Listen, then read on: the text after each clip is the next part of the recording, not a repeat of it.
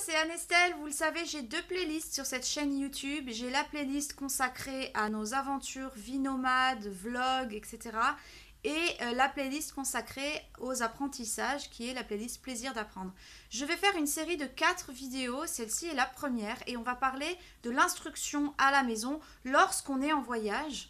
Et je vais parler de 4 types différents de voyage et ce que ça implique au niveau législatif et tout ce que ça va changer pour nous en tant que voyageurs, si on part juste quelques semaines par an, si on part plus de 6 mois, si on a l'intention de revenir en France, si on est nomade comme nous, ou alors si on part quelques mois mais qu'on a l'intention de revenir. Voilà, donc ça va être l'objet de ces 4 vidéos. Alors du coup, ces 4 vidéos vont concerner autant la playlist Plaisir d'apprendre que la playlist de notre vlog et de nos aventures de vie nomade. Et du coup, je vais mettre ces vidéos dans les deux playlists. Voilà. Et dans cette première vidéo, eh bien, on va parler de lorsqu'on s'absente quelques semaines par an, parfois 1-2 mois par an, et qu'on pratique l'instruction à la maison. Donc c'est parti. Alors, quoi qu'il en soit, comme dans ce cas de figure, on est résident en France, on habite principalement en France, on fait nos déclarations à la rentrée comme prévu.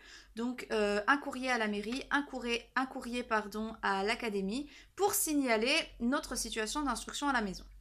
Ensuite, si on a prévu déjà nos dates de voyage, eh bien, on peut les annoncer à l'avance. Cela ne veut pas dire que l'éducation nationale ou que la commune a à savoir pourquoi on part et dans quel but et combien de temps, etc. C'est vraiment pas l'objectif. L'objectif, c'est juste de les informer. Donc, c'est à titre informatif parce qu'on est censé être disponible lorsqu'ils vont nous proposer des dates de contrôle.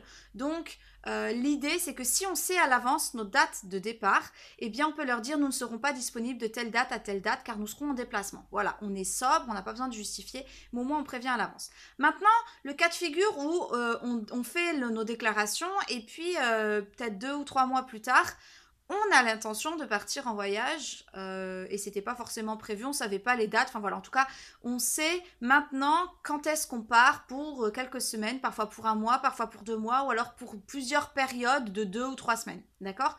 Donc dans ce cas de figure, si le contrôle a déjà eu lieu, il n'y a rien à faire, c'est fait, c'est bon, pas besoin de s'en soucier. Maintenant, si le contrôle n'a pas encore eu lieu, il y a 2 choses importantes à savoir.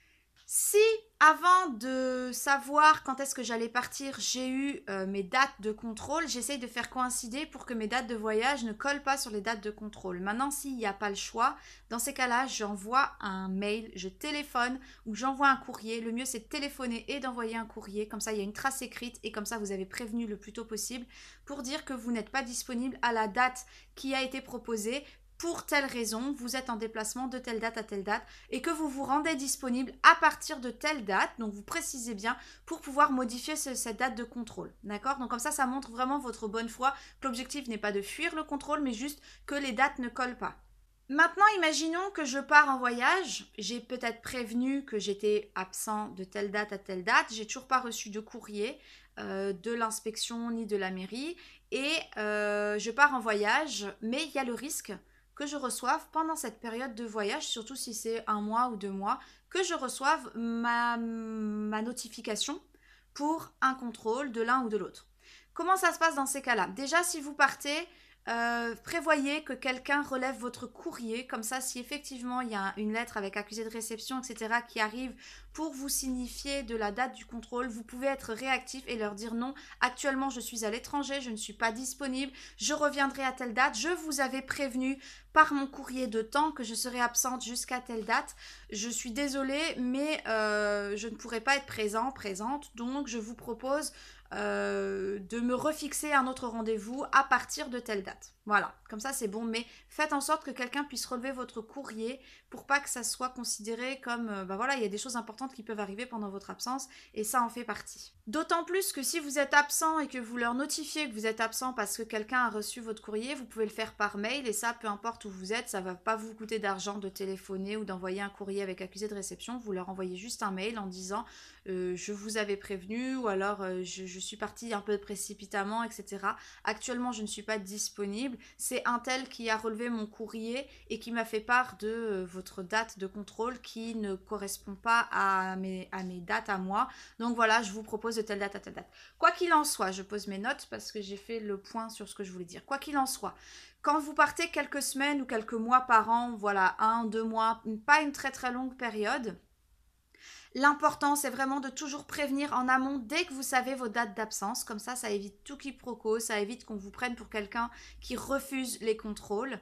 Et vous précisez toujours dans vos courriers, vos mails, vos appels, que vous êtes disponible de telle date à telle date pour pouvoir faire le contrôle de votre enfant.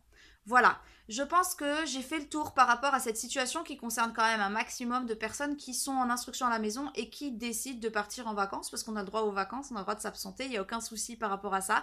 Comme je l'ai dit tout à l'heure, on n'a pas à se justifier et à expliquer pour quelles raisons on s'en va et ni la durée, etc.